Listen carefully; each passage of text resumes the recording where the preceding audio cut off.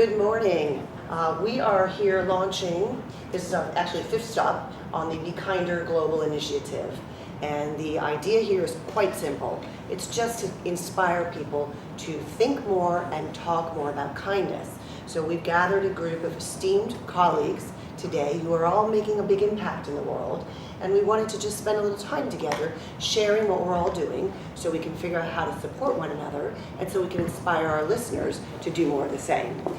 Today I'm very honored to be co-hosting with Dr. Debbie, and she's going to start by introducing some of our guests. Great, thank you. Thank you, Eva, for being in New York City. Thank you for the incredible work that you've been doing. It's really an honor for me to co-host with you, as this is something that is truly close to my heart as an educator, as a bridge builder, and someone working in the cultural diversity arena, to actually have somebody such as yourself in the work that you are doing right here in New York City, and hopefully being able to do many other opportunities with you. So we are so delighted to have all of you join us today. You all come from different places with different experiences, but in some shape, way, or form have actually experienced kindness or have been kind to people, and that's why you're at this table. So we are really delighted to have you. To my left is Christian Rogers. He is a top producer at CORE, New York City real estate firm. He has presented over 520 million in transactions. Additionally, he has the distinction of having represented the purchaser in one of the 20 highest priced residential transactions in New York City's history. Welcome, Christian. Thank you. We also have Barbara Vivas Montero, who is the co-founder and serves as the operating officer and chief marketing officer of Safety Pay, a privately held venture capital-backed global internet payment systems company based in Miami. She currently leads the Commonwealth Institute's Women in Technology Forums for Senior Executive Women. Welcome, Barbara. Thank you.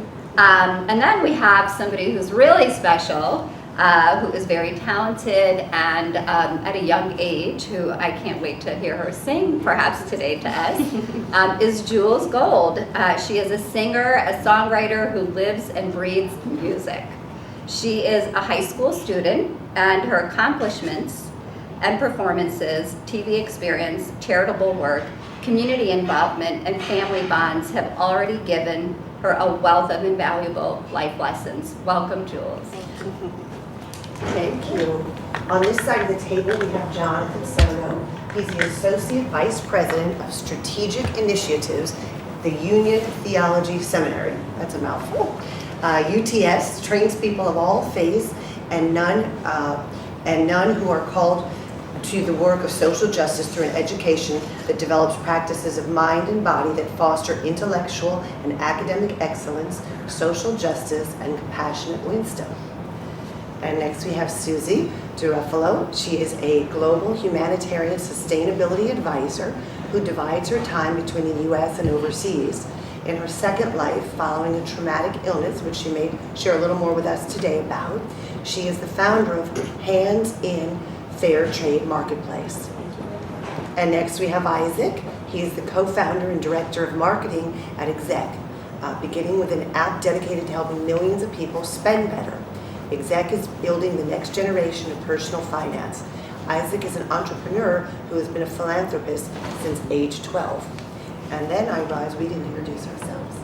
So I'm going to introduce myself. I'm a psychiatrist. I practice in Miami Beach. Trained here in New York City, though, so delighted to be back. And this is a book that I just brought out, and it's called Bekindr, The Transformative Power of Kindness. And in this book, there are 64 different stories about kind acts by strangers. One of the very impactful stories was shared by Barbara, and she may tell us a little bit about that during our time together today.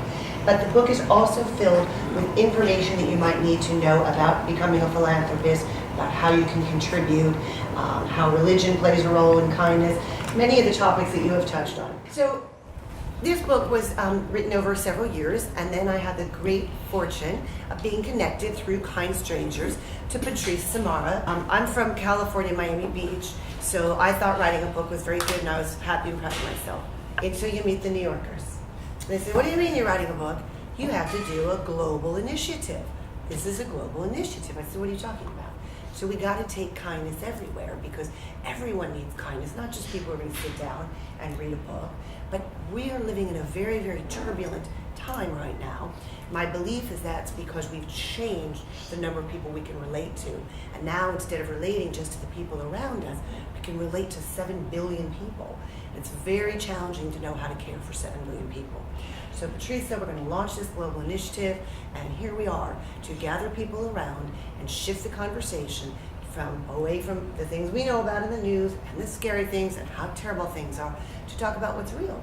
What's real is we live in the best of times, clearly the best of times for most people in terms of disease, crime, opportunities, and we need to refocus back on that. And then we need to build more skills because to know how to be kind to 7 billion people is quite challenging. So that's who I am and where we are, and I really do feel very honored and very humbled to be with people who are doing so much in this world. So thank you all. And Dr. Debbie, you are an extraordinary woman. I am the CEO and founder of Bridging Cultures Group, which is a consulting group here in New York City focused on building bridges of understanding between diverse faith communities as well as communities. My work is in 3 areas. It's in public education, providing academic support for children K-12, professional development, coaching of teachers, principals, the whole school system opportunity to really work and focus on helping bring, actually closing the achievement gap. In addition to that, I also provide cultural diversity training through, public, the private sector, everyone, anyone seeking it. I always like to do the work in a proactive measure versus a reactive. Sadly, most of the time I get called when there's the issues that have happened and I'm supposed to come in and fix it because I just know how to fix it. We generally do and are able to fix it, but there is nothing more than being proactive. And us here today, having this discussion is one of those ways of being proactive and really being able to help people develop those skill sets and really be able to get people to a point where they feel like they are part of a larger community. The mantra of my consulting group is they build walls, we build bridges. And the reason for that is because it's really important. We need to take down those invisible walls and barriers and really connect with one another as human beings. And so I'm really honored and delighted to be here with all of you and to co-host with Eva and to really have a rich conversation with all of you about the current time that we live in and how can we as change agents in the city and the country really take our work to the next step and really elevate it to help other people join us in this initiative. Susie, it sounds like you've been doing a lot. Would you like to start by telling us a bit about what you've been doing? Okay, what I do is, as a sustainability advisor, is largely I travel in the developing world and I work with small community artisan groups. So these could be anywhere from Guatemala to Nepal to Egypt, and those are 3 places where I'm doing a lot of work right now. But what I've noticed is that when I'm there and I'm working with these groups and I'm just helping them perhaps update a traditional product to make it a little more culturally translated for sale for export, or we're taking a product that's perhaps not ecologically sustainable and we're making it a bit more sustainable, what I've noticed is that people are just in these communities just happy that I'm there. They're open to the lesson, they're excited to participate, but if nothing works in the end, if we're not able to do a lot, they're still happy that I'm there. And that is the lesson I take with me every time, is it's just being aware of them, showing up, letting them know they exist, which in especially non-literate societies or marginalized groups, many people feel that no one knows. No one knows that they're even alive. And just the fact of showing up in a village can be life-changing for them. And how do you communicate with people? A lot of hand motions. One of the projects I work on in Egypt is a hearing impaired women's group making rice straw paper. And in that case, my very little Arabic goes nowhere. And I don't speak international sign of any language. So that's all hand motions. In other places, I may have an interpreter at night. In Nepal, I would spend the day in a village with women who spoke no English, and my Nepalese is minimal, and we would still figure it out. And we would figure it out across cultural boundaries. And we would figure out with a crowd of people standing around looking in the shack because they're just fascinated that a Caucasian woman is there. But we would figure it out. Susie, what made you decide to do this? Well, I had a rare type of cancer, and it required a couple of years in home, a lot of treatment, and I knew I would be under treatment for the rest of my life. But I was getting better. I knew I would get better, and I was watching other people with traumatic illnesses get worse. And so I had the opportunity to follow something I thought I would always retire into, and I was able to restart. So I spoke to everybody I could. I shared my story everywhere, and so many people came forward and said, if you want to enter the humanitarian sector, here's where you start. It was amazing when I shared my story, how many people put their hand out and said, oh, I'll help you volunteer in this place. Oh, here's a class you should take. And I ended up going back to school, getting my master's in sustainability, and I have not looked back. That's really amazing. And then funding-wise, are you receiving any funding for this, or is it something that Susie is? Well, it was Susie, Susie's savings, and but what I did with the hands in was open the fair trade marketplace to really fund that work. I'm not a nonprofit, but I can tell you there's absolutely no profit right now. I'm a social entrepreneur. It's much more about getting the message of the producers out there. As long as I can continue to do the work and have a nice, a decent lifestyle where I can have a roof over my head, healthy meals, and continue to my work. That's mainly my goal. So I'm not looking for big funding. Although, if anyone, I don't turn it down. It goes back into the projects, but yes, we don't turn it down. I imagine that some of the pieces that you're wearing today have a story behind them. Yes, this is part of the Amazon, Ecuador, and this was a village where you still saw a lot of tattooed faces. Again, not easy to communicate with this group, and I was trying to be culturally sensitive because they had children making the jewelry. But in this scenario, children do work.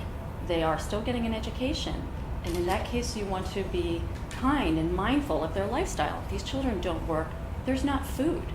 They're not working all day. They're not working in a dangerous environment. I have to acknowledge that their families need them for 2 or 3 hours a day to sit and bead things and not bring my American judgment upon that. If they don't produce this, if the children don't help, that family is not going to have food. Do you go alone? Most often. You do. There are times that if anybody wants to meet me, you're welcome to. Maybe. So, or our audience, if their audience is Yes. interested Yes. in coming with you, donating, or purchasing, how would they interact with you? they would reach out to my website, www.hands-in.org. And it is quite a limited site, so I was doing a lot of the web work myself, and I'm sure some people around the table realize that we have to give ourselves room to not be experts in everything. Oh, yeah. So it's Kind to ourselves. Kind to ourselves, exactly. Yes. 100%. Yes. So please be kind to me about the website. But yes, do visit, and I have a lot of new initiatives coming out. That's wonderful. That's wonderful. Thank you. So, Christian, tell us about your work. As you mentioned, I'm a real estate agent here in New York City. I get to work with a wonderful group of people. I was intrigued by this forum because it was kindness in the age of distraction, and like everybody else, I think the cell phone is now Velcroed to the hip. And so, I was thinking about what does that mean? What does that mean in terms of my business? What does that mean in terms of everyday life? And I think the distraction part is kind of the key, right? Because cell phone's a tool. It's a tool like any other tool.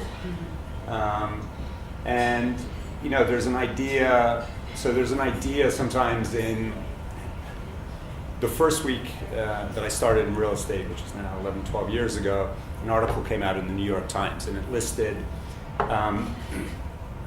least liked service professions in sort of order of least liked. And right at the top was real estate brokers, and I was oh my gosh, no, this can't be. Before or after insurance? Well, it was sort of like real estate brokers, attorneys, insurance people, you know, and you, Yes. yeah, and you could kind of go down Aren't that bad? this kind of list of dubious characters, right? So I said, wow, this can't be. And I was lucky enough to end up working in a firm called Mercedes-Burke, which is where I got my start, with the kindest, nicest, high-producing people. So immediately I was in an environment where it was like, oh, so I don't have to be, you know, a jerk to be really successful. And that's kind of been the mantra, if you like. And now also at Core, just a wonderful group of people who are very successful, but break the mold of, you know, the sort of stereotype of that we get through the movies and everything else. Sex in the City, all that kind of stuff, you know, of the crazy kind of aggressive real estate broker.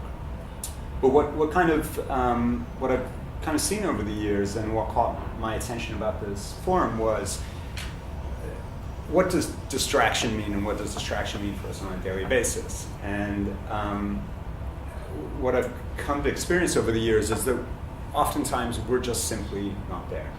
Life sends us back signals like, Daddy, you're always working. Daddy, put the phone down. Or, hold on, I'll get right back to you. So what I kind of found fascinating was that the following idea was,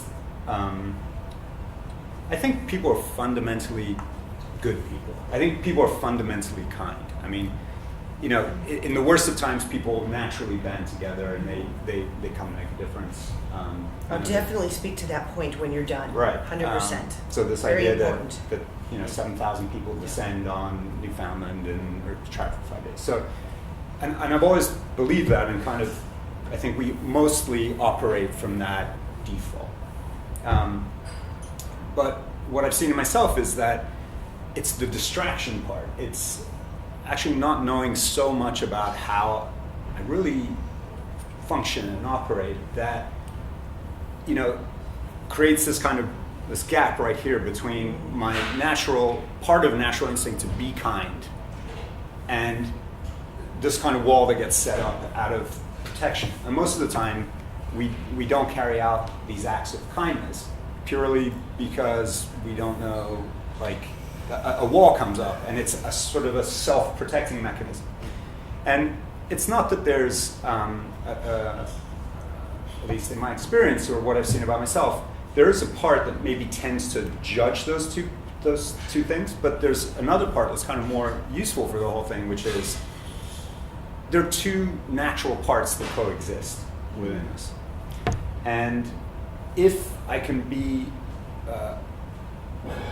as often as possible, aware that those parts and many other parts coexist within me, then that gives me a little bit of distance to try and select a part of me that might give a different response to that moment. Sometimes you have to be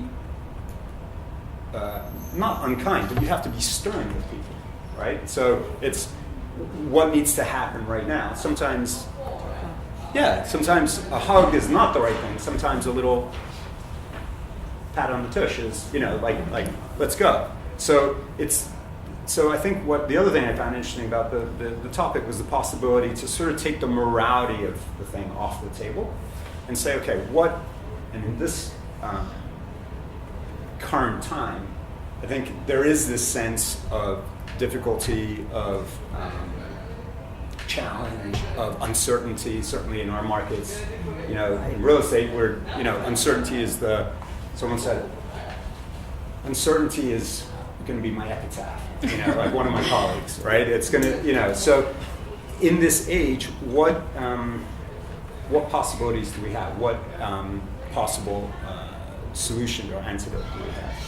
And it seems like being able to take a deep breath and take a step back and really sort of see all these things coexist, and then try and say, okay, but what is the most useful thing for this moment? And it's just the challenge, if you like, is as an educator, is we're not taught to do that. We're just simply, that's not the way that we're taught to interact with the world. We're taught a million other things which can be useful and are useful, but we're not often taught to use the muscle, which is the ability to actually take a step back.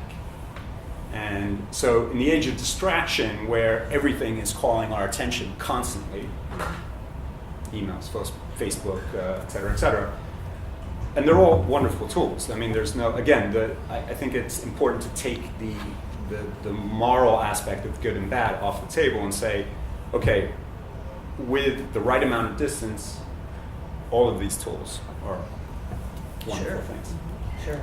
And so, you know, on a daily basis, the question is, how do I sort of make that part of my everyday in terms of speaking with clients and guiding them and being able to say, yeah, probably right now is a good time just to sit on the sidelines, because, you know, it's those kind of big decisions that, you know, you have to kind of take distance from in order to. Do you know, I'm still friends with all my realtors. Good. They were part of my family. Yeah. They were helping me with life-changing decisions. That's right. So Yeah. realtors are good. Thank you. We'll wear t-shirts. Realtors are good. I could go one step farther than that. In this book, I share about my journey with my daughter who has a disability. I'm the second to last chapter. My daughter is the last chapter. This book would not exist without my realtor. And the reason I say that is Nancy Batchelor is a dear friend, but she also did a little bit of what you were talking about. She kind of pushed me a little bit. And she knew my story. And she said, you know, you really need to take your daughter up to this particular university, Lynn University, where they specialize in kids with disability. And I said, well, my daughter doesn't want to go. And she, you know, I guess you guys do know sort of when to push. She said, you know what, you're the mother, take her anyway. And not that many people speak to me that way. So I did. And that was a really important step in my daughter's recovery. So I always tell Nancy, I say, every amount of success I have is because of you that day, you know, intervening with me and changing the course of my daughter's life, which changed the course of my life. So I am so indebted to my realtor, I can't tell you, but Wow, this is amazing. I think that's why you're here. We'll thank Patrice for that, because she's wonderful. Absolutely. But we all have to thank Nancy Batchelor down in Miami Beach. She's a wonderful person. Maybe you can connect with Nancy, her. maybe we can do some business together. Absolutely. She's a dynamo. Yeah, it's funny. So what I wanted to say, though, is what you were talking about is the concept of mindfulness. Sure. And mindfulness has gotten into the parlance lately, right? Everybody knows the word mindfulness, right? If they know what it means. Being aware of what our mind is doing. One thing I like to tell my patients is, don't take everything you feel so seriously, right? Because you might feel one way, like I walk into this condominium, oh, I love this, or oh, I can't afford this. Well, that's just a feeling. It might be right that a lot of feelings aren't right? How many people in this room, I'm in love, right? Or I hate you, but a little later you don't. So feelings change. And being aware that we don't have to give in to every feeling, like, oh, I want to check my cell phone right now. That's just a feeling. You can do it, or you can choose not to. And I think that's what you were trying to describe, is that a lot of things are going on in our head, but we have the ability to pick and choose what we attend to. And the cell phones are definitely our greatest tool ever, but they can also be, you know, our enemy. Absolutely. And they can bring us down because they can get into the way, like you point out so beautifully with your children. You know, there's always that tear, like, I gotta make this deal, I've got to attend to my kids, which one am I gonna do right now? And no one's ever happy. I remember when my kids were young, I was working part-time, and I felt like I've either got the best of both worlds or the worst of both worlds. Because you just never know how to divide your time, and it's very complicated. But if people, today we'd like to give some tools to our listeners, so to take home that concept of mindfulness and developing that in yourself. And you're right, we don't get taught that in our curriculum. But then again, we get taught very little in curriculum that we need, like personal finance, like how to have a relationship, how to raise children. Sure. So our educational systems are sorely lacking in some of the fundamentals of life skills. But mindfulness can be cultivated, and it's cultivated by a quiet mind, so you can observe your mind. Jules shared with us that she does a lot of yoga. That's a wonderful way to cultivate mindfulness. Meditation is another way. Psychotherapy, talking to a friend, coming into the present moment, really paying attention to where you're at, not being distracted. So that's a skill that everybody should be cultivating as they move forward. And I like what you said about being able to make money and be kind at the same time. You have been so kind that maybe you can be empowered, that it's okay to make money with what you're doing, to continue to take care of yourself and impact, more and more communities. That's a guilt issue that I work Yeah. with. It We certainly can see is. It is, yes. Yeah. I wrestle with it. Yeah, Thank you for sharing that. yeah. I want to turn over to Jonathan. I personally know Jonathan and his work, and he does something very unique, which I love, is that he brings the law and faith communities together and somehow are able to wrestle in that arena. And he does it so beautifully.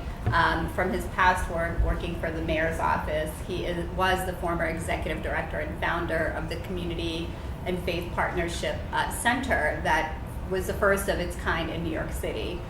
Seeing government actually look at the importance of working with faith communities. And so something that he spearheaded, envisioned, and made a reality, when we all know that people cringe when people say, faith, in the public square with the whole church and state. So Jonathan, tell us about your work and where you are today in terms of taking that work outside of government and continuing it. Well, thank you, Dr. Almonstaser. It's a You're very pleasure to be with you all here.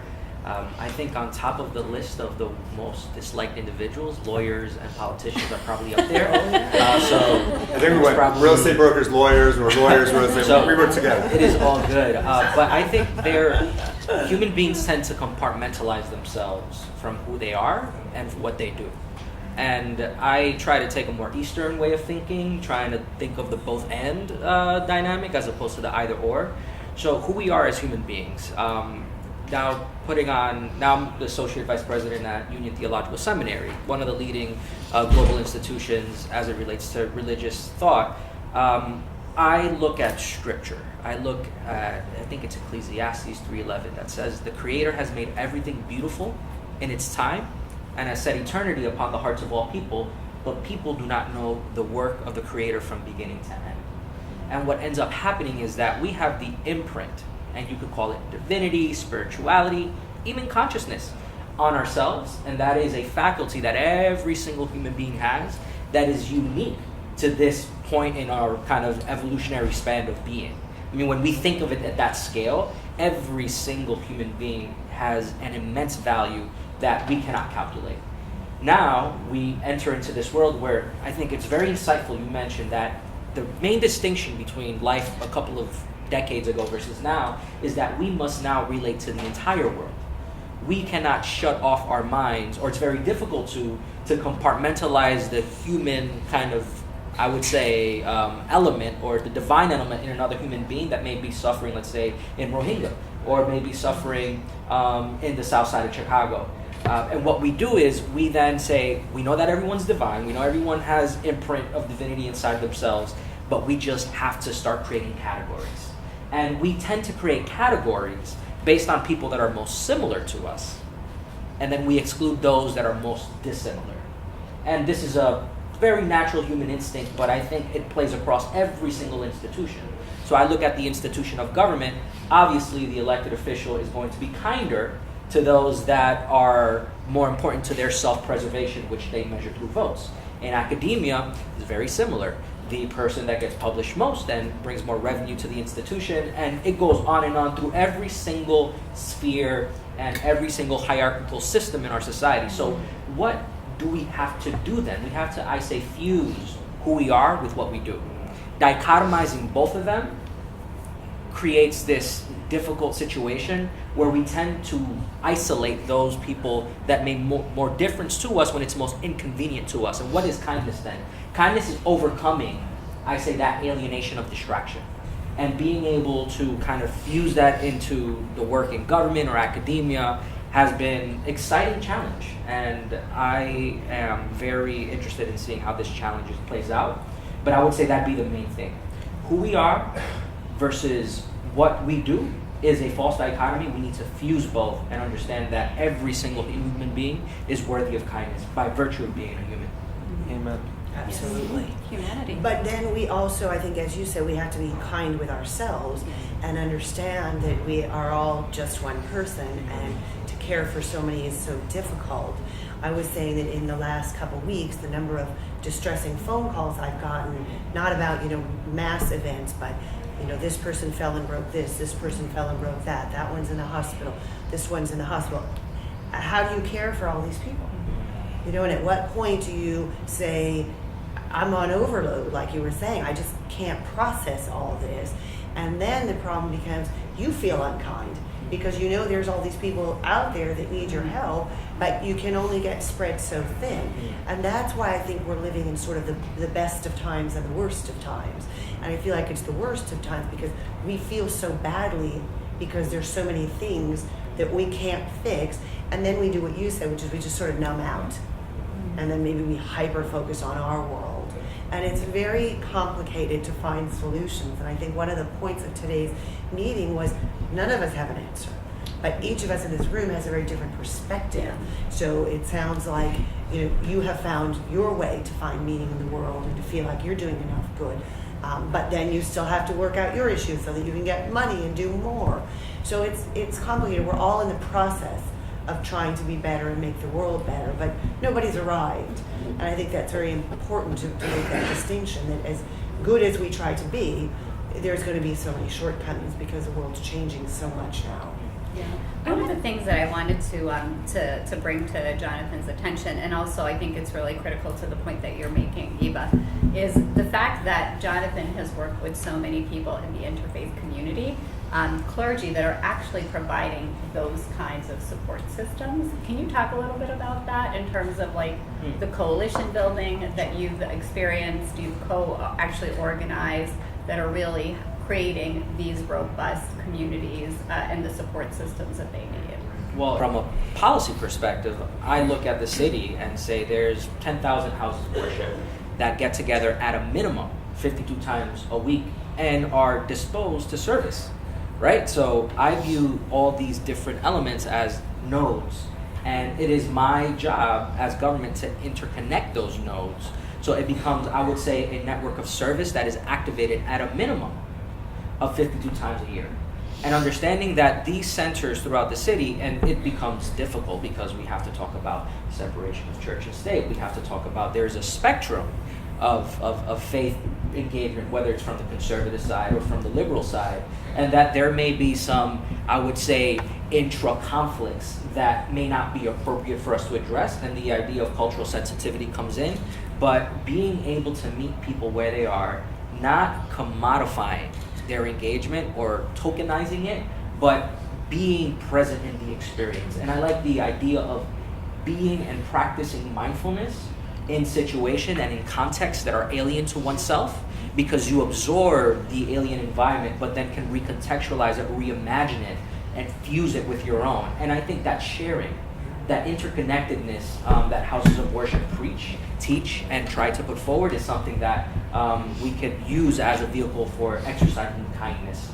And we could be kinder on the way towards that engagement. So what I'm seeing in this room is people are kind in different ways. You see things at a sort of structural, organizational level and trying to impact there.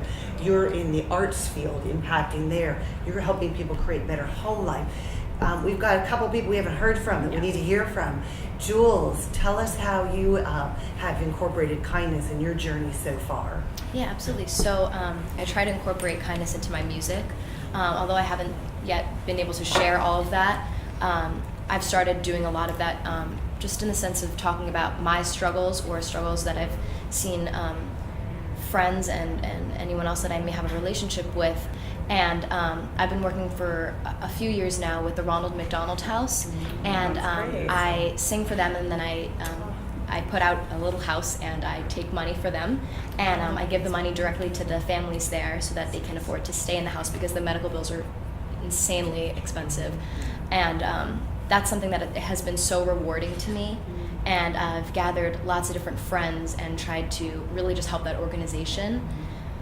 So yeah, that's really the the way that I've tried to incorporate kindness, especially, is just into my music and to share that with the world, because music is a universal language. Absolutely. And you know, you say it's hard to communicate with lots of people, but everyone can understand music, and you can understand the feelings that come along with it. So I think that it's such an important way to. So true. Yeah, it's the best language. So singing is your gift. You're Yeah, giving a gift to people I when think you so. sing. Yeah, thank you. I mean, You have a beautiful songwriting. voice. Thank you so much. Yeah, songwriting really allows me to. It gives me an outlet to be able to communicate my thoughts in a more poetic way. Beautiful. Yeah. thank How you. did you, as such a young person, get such a high consciousness about giving already? I think my mom always instilled that in me, and my brothers and my dad as well. When I was really young, I was burned on my chest, and it was really hard for me because I dealt with just bullying and a lot of kids that would make fun of me because I had to wear different types of garments to protect it. And my family always instilled in me to be kind to others and to be confident in yourself. And I think it's really made me a stronger person in the end, just because I'm more aware of when other people project their insecurities on you of something that they're not comfortable with. I've learned to be confident in what I have and who I am. And I think that that's really helped me because I've been dealing with that. I was burned when I was 4 years old. So it's something that I've had to take with me for, my 17 years of life that I have right now. So I think I have a lot more to learn and a lot more to give, but that definitely has a lot to do with the person that I am now, I think. Well, thank you for being open and sharing Yeah, that of course, with us. of course. Yeah. It's very powerful when adversity can be turned into a strength, and that's what you've done. Absolutely. And I loved what you said, that bullies tend to be people who are very insecure. Yeah. And they are only trying to put themselves up by putting other people down. Mm-hmm. And so when we can recognize what a bully is doing and keep our self-esteem intact, it doesn't hurt us. Yeah. And then we can evolve to the space where we feel sorry for them. Absolutely. And perhaps we can even try to help out the one that's bullied. Yeah. But as a child, that's very difficult. And my daughter with her visible disability feels very traumatized by some of the things that happened to her when she was young. course. So I'm glad that you've been able to overcome that and see your strength. So we know where you're going, and I just hope that the bullies have overcome whatever was in their way that created that for them. I think, in like their you younger said, years. it's really an issue of mindfulness with them, and I think when they're not mindful of their own insecurity, like you said, of putting down others to build themselves up, I think it kind of forces the victim in the situation to learn to be even more mindful. Right. So I think that Right. mindfulness plays a huge part of it, Absolutely. and being able to understand others' thoughts that they might not even understand is such a great tool. And you're such a great role model for Oh, me. So yes. thank you for Thank the work you. that you're doing. Continue to do it because, people of your age have so much to offer. And we've seen that right now with Of the March for course. Our Lives from Parkland, Yeah. Florida. And so, I went to the march in DC, and it was just the most profound experience. And my biggest fear before getting there was that probably adults were going to dominate the stage, and there was not one adult. It was so powerful, Yeah. and the speeches that the young people gave were so powerful. I know. It was very moving, and so I have so much hope for you and all the young people your age that we are going to be in a really good place. in I the think so future. too. I think So so too. thank Just you. seeing it at my school when we walked out on the national day that everyone walked out of their school, it was so amazing. And how the teachers and the principals kind of just, stood there silently, and they understood that this is something that really needs to be spoken about, and we have voices that need to be heard. And it was the most amazing thing. I'm so happy I was able to be a part of that too. That's wonderful. Thank you for Jules. sharing. Yeah. Isaac, tell us about your world. How do you merge marketing and doing good? Sure. So I've participated over the years in a bunch of different charitable initiatives. And like everyone expressed here, I felt a little overwhelmed that there were so many problems that either I was passionate about that I wanted to tackle, or that I wasn't necessarily passionate about but I empathized with. So I decided that the best way for me to both gain comfort in my ability to help others and at the same time optimize and maximize how much I help people would be to optimize myself. right? If I can make sure I'm in the best position as a human being as I can be, then anytime I engage or encounter a problem that I think I can help, I can just do it on the spot instead of searching for it. So I took a break from charity, right? I took a break from actively pursuing specific things and instead focused on myself, developing an empathy. Because something that I realized is when you have responsibility over things, it's not that you have to do something about it, it's that you have the ability to respond, right? And recognizing that you have the ability to respond can help you throughout your path where you engage to help with that specific thing. I don't believe everyone should try to tackle everything. I think everyone should try to tackle what they encounter in their life. So in my specific case, I grew up, I had some health struggles when I was younger, so I was able to empathize with that, help people through that, starting in my family. My nieces and nephews who I practically raised had similar problems. I was able to raise them through that. Then I extended into my community with friends and extended family. And I realized it starts with the self, it expands into the home, and then of course it spreads out globally. On the topic of age of distraction, I think it's fairly simple. I think that the technologies that we have created have changed our value systems and the way we perceive ourselves and others. So a very simple example is people take positions these days rather than principles, right? So I'll open a Facebook page. I am now curating the way I want to be perceived by others. So now I'm identifying with certain things. I like certain brands. I like certain videos about certain marches. I'm pro this, anti that. So now instead of taking principles and values that I've self-awaredly, if that's a term, decided I support, instead I'm taking positions. I want to be like these people and I'm going to stick to this position no matter what. And I think that takes away the ability to listen. And I think that destroys communication. And I think that's the core problem here, is if people were self-aware enough to be confident in what they believe in and have enough empathy to understand others, they'll be open to being vulnerable, which I think allows for the ability to communicate. Because I think a lot of people, like you mentioned, are putting up walls. And these walls, unfortunately, are creating more harm than good.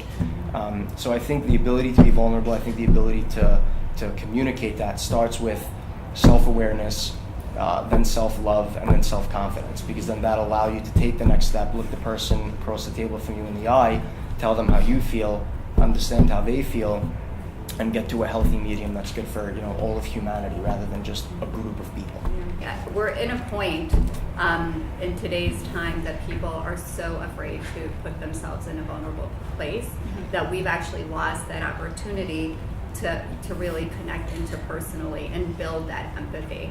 And as you were talking about social media and the way that it's played out, you're absolutely right. That's how it is. People are more about taking positions than actually having their own unique voices. And the only time that we hear unique voices is when something happens that has a lot of attraction. So for example, like the Parkland shooting and these young people emerging to this leadership role, I had the opportunity to meet two of them, and they said to me, one of them is a senior and one is a junior.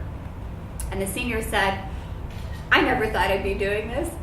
Nobody told me that I'd be traveling all over the country and speaking about what happened to us. I have to graduate. I haven't even done half of my projects.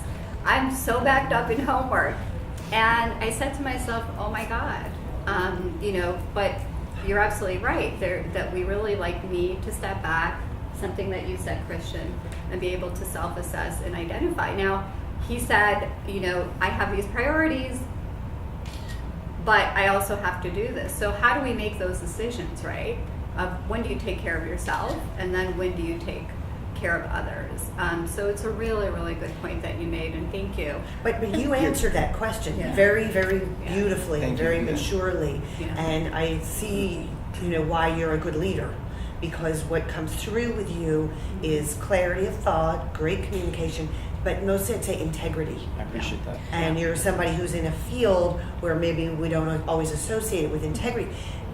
I don't know how much time we have, but we'd love to just hear a moment about your app and how that's helping people. For sure. And then we need to hear from Barbara. Yeah. For sure. Before I do that, I just want to add one comment that I think you'll all appreciate.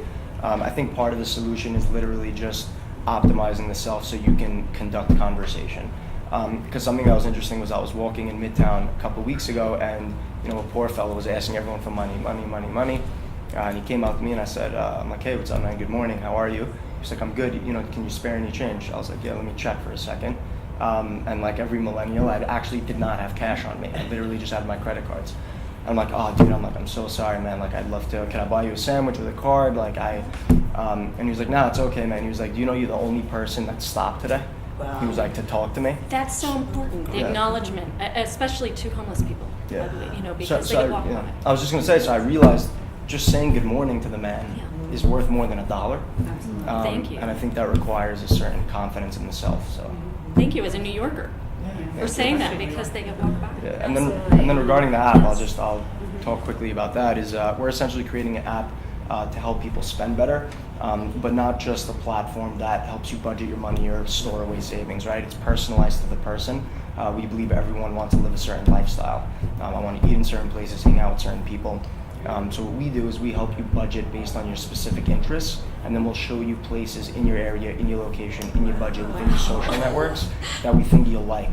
Love that. And I'm trying to sort of take what I've realized about the negative externalities of social media and tech in the digital age and put a spin on it with this, where if I can mediate a positive exchange between consumers and merchants, where instead of sorry to take a hit on Amazon if you like them, but instead of creating a lazy culture of automation, mediate conversation, right, between merchants who are building things that they're passionate about and selling it to people that are actually interested in what they're offering. That's my goal.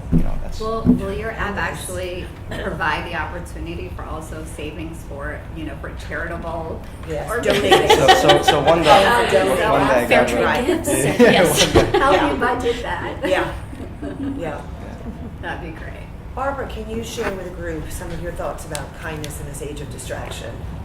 Be happy to. I feel connected to all of you in Yes. all your different little ways. I've had the experiences, but my perception. I've had a life of many different experiences, and we came up with a company that I felt that had a social impact. So I didn't want to have a carbon imprint. I didn't want any of that. So we three of us started this company, and it's cross-border payments. And one of our first clients was teachers in the Amazon.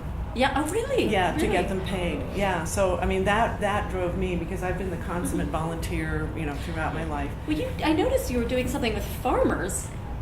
At least you oh do. yeah, no, Yes, I was in and yet migrant you're a workers. technologist. Yeah, I was just constantly we build housing for the migrant workers. Right, In fact, yes. I'm doing a book right now that's kind of based on that, and I had a career in marketing, so I was always one of my first programs was a cause-related marketing program with American Express back in the 70s.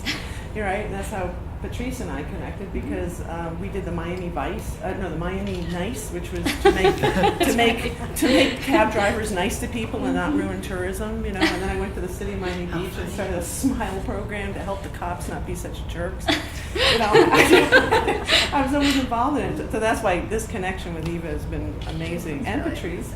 But I'm also a contributor to Eva's book, and the story. I think the point here was I was the consummate give out, volunteer, PTA president, whatever, running a business, doing all these things, and then all of a sudden a major tragedy, a dark cloud came over, and my business partner, who happened to be my husband and my best friend, just dropped. He was gone. And I had to handle everything. And I just had the feet pulled out right from under me. I had to run a company. I have 2 daughters. In fact, Eva was one of the kind people that came and stopped and did a session with my daughters and I. Just said, look, this is what you're going to expect. Mom, you're going to have it tough. Daughters, you'll get over it sooner. Gave me a time frame, a roadmap that really helped. But it's been about 4.5 years, and I think the lesson that I pulled out there, and I hate being one of the saddest stories in the book because it was supposed to be enlightening, but what I did find, what I really felt is that it was my time to receive help. It was my time to receive kindness, and by doing that, I was helping people tap into their soul need and purpose to give kindness, because we need it's a two-way street. You have to do both ways. And just like one of the accidents that's just happened, and that beautiful story that message that Patrice gave it was exactly what I felt. I was like, I was in the street, broken, and people were picking me up, and the most unexpected people would come out of the woodwork to help me. And the people that I really thought were there weren't. But it wasn't no blame to them. It was just like, it was just more than they could handle. But everybody had their role. The early responders, the builders, and now I've come out of it, and I'm very grateful. And so there's just this quote that kind of, runs through the theme of all we've been talking about, that gives hope and joy, I guess. But it was from the movie The Best Exotic Marigold Hotel. And he says, everything always works out in the end. And if it hasn't worked out, it's not the end. Yeah. So that's all. Does that resonate with you? That's my theme. You said that everybody is innately kind, and the reason for that is our young are so dependent, and they're dependent for so long. So we as a species would not be here if we weren't good caretakers. So of course we're good caretakers. Look at our babies. Absolutely. So we all know how to care. That's human. But right now the complications are the distractions and the 7 million people. But it reminds me, I spoke at a 5th grade last week, and the teacher gave a joke, and she said the joke is, no matter how kind American children are, German children will always be Kinder. That's so interesting. Right? So Yeah. it's right there in all the languages. Yeah. It's in our DNA to be kind. Yeah. And this group here are people who are having the opportunity to live that and express that. But it does sound like many of us in this room have come there from a space of trauma. And that has given us a different perspective on life, a different perspective, and has allowed us to really take stock of what's important and to say, wait a minute, what is important is sort of the essence, right? We are all kin. And that's what you were saying. We're all kin. That's what you were saying. We're all kin. I love that phrase, build bridges, not walls. Yeah. In And fact, so- yesterday was really powerful.